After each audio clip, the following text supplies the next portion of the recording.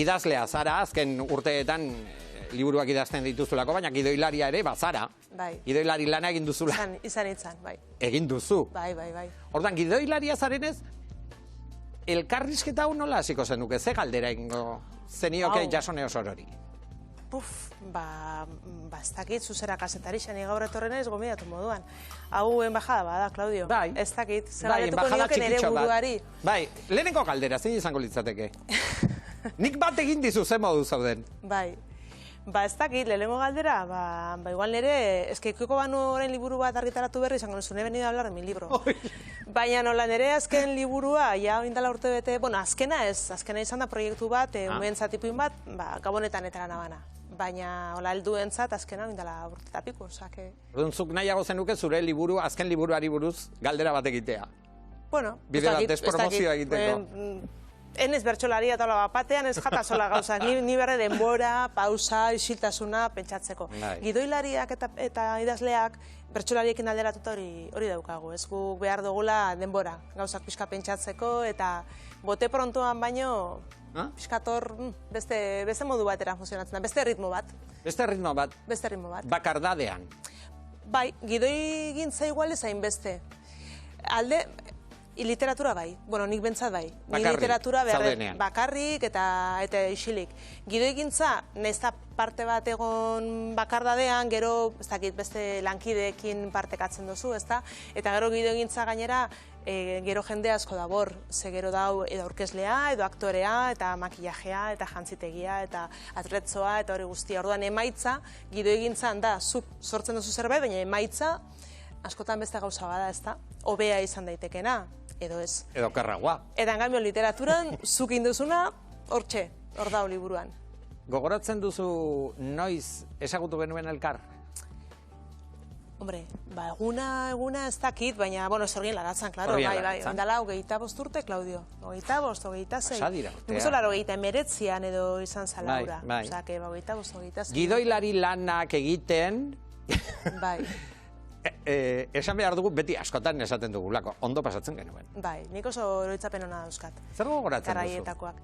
Karai hartatik. Nire lehenengo esperientzia zan, lehenengo eta harikoa. Baina olako produkzio baten, eta inbeste jendekin, eta eguneroko programa bat, zuzenean, olako gaueko programa berritzaile bat, eta benoso berritzaile izan zen bere garaian Zorgien Laratza.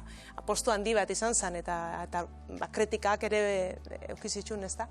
Baina nik oso horretzapen hona dauzkat, oso lantalde sendoa jende pila bat pasatu zen handikan, eta nerezat eskola bat. Orduan, nik Zorgien Laratzari asko zor diot. Zor diot baita ere pertsonak. Ze jende gaur egun oraindik nire bizitzan dagoen jendea ezagutu naban Zorgien Laratzen, eta hori oso altxor. Eskertzekoa da, lagunak ere egin dituen. Gogoratzen du gidoiak egiteaz aparte, platoan bertan egoten zinen tertulia batek.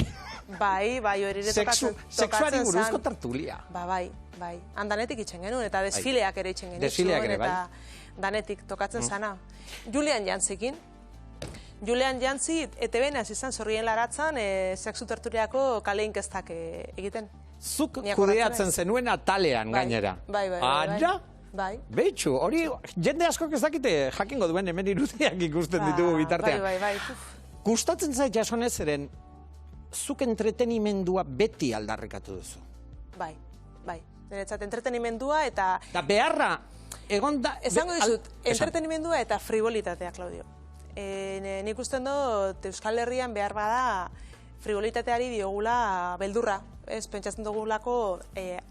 lotzen dugulako eta egia da azalekoa ere badala, baina serio egibizi gera batzutan. Gaur egun, ni bai ikustote, ideala jende gaztea eta pixkat aldatzen, baina nik ustot mezu oso potenteak iritsi aldiala hori entretenimendutik eta frivolitatetik, ezta? Plazerretik, ondo pasatzetik, ez? Hizkuntza balioak hainbat eta hainbat gauza komunikatzen dira hoien bitartez. Eta nik ustot hori falta dela. Beldurrak handu behar diogu horri. Ze danak behar dugu momentu atseginak eta harinak, eta gero etorriko dira momentuak beste gauza serio gotarako ere, ezta? Baina azke bizitza dana serio hartzen bali badugu, Egia da, dana serio egia hartu behar. Ez da hartu behar. Arrakasta. arrakasta. Arrakastazuk idatzitako... Liburua, saiakera. Saiakera liburu bat da, Bai. eta hor Euskal Herriko pertsona ezagunekin, edo ezagunen parte hartzea izan duzu, besteak Bai. beste Itziar Ituño, Izaro, Gorka Arbizu, Maider Guez, arrakasta, Eneko Atxa, oso izen handiak, pertsona ezagunak, arrakastatsuak. Bai. Zer da zuretzat arrakasta lortzea? Bueno, arrakasta, bi arrakasta mota dela esan daiteke, ezta? Bada pixkat kanpoko begirada horri lotuta dagoena, eta hori igual neurtzen da kuantitatiboki batez ere, ezta? Bazakit, idazle baten kasuan, zenbat liburu saldu ditu, ero idatzi ditu, ero zenbat enpresari batek, zenbat diru irabazi du, ero gaur egun influencer batek zenbat jarraitzaile ditu, ezta? Hori izango litzateke asko, kuantitatiboki asko lortu duen norbaitek eduki dezake kanpotik ikusita arrakasta hori, bai? Edo oso ezaguna izatea. Hori da arrakasta mota bat. Beste arrakasta mota bat da pixkat barrukoa, pertsonala, ezta? Eta hori dago oso lotuta ongizateari. Hau da, nik nire ben bizitza begiratzea eta esatea, guau, ze pozik, ze gustora, ze lasain nago, ezta? Daukaden bizimoduarekin, ez? Lortu ditu dalako amets batzuk, daukadalako konpainia ona, ondo zaintzen duten pertsonak, nik gustora sentitzen izelako beraiekin, erronka batzuk bete ditu dalako, ez? Pilaka erabat egon dalako nigan. Eta niretzat arrakastarik importanteena dobentzat ongizatea ematen dizun hori da. Kuantitatiboak, kanpoko arrakasta horrek zoriontsu egin alzaitu, une zoriontsuak emango dizkizu. Baina ikusi da baita ere askotan arrakasta horrek jendea lurperatzen duela, ez da? Gainera literalki. Eta, en cambio, arrakasta pertsonala sentitzen bali baduzu, horrek asko zirribarre gehiago Zara materialista. Eragiten ditu. Bueno, horrek ere laguntzen du, materialista naiz, eske gizarte kontsumista eta kapitalista honetan oso zaila da hortik ihes egitea. Bueno, baina baloratzen duzu barruko arrakasta hori, postazunarekin zer ikusia duena. Dudari gabe, bai.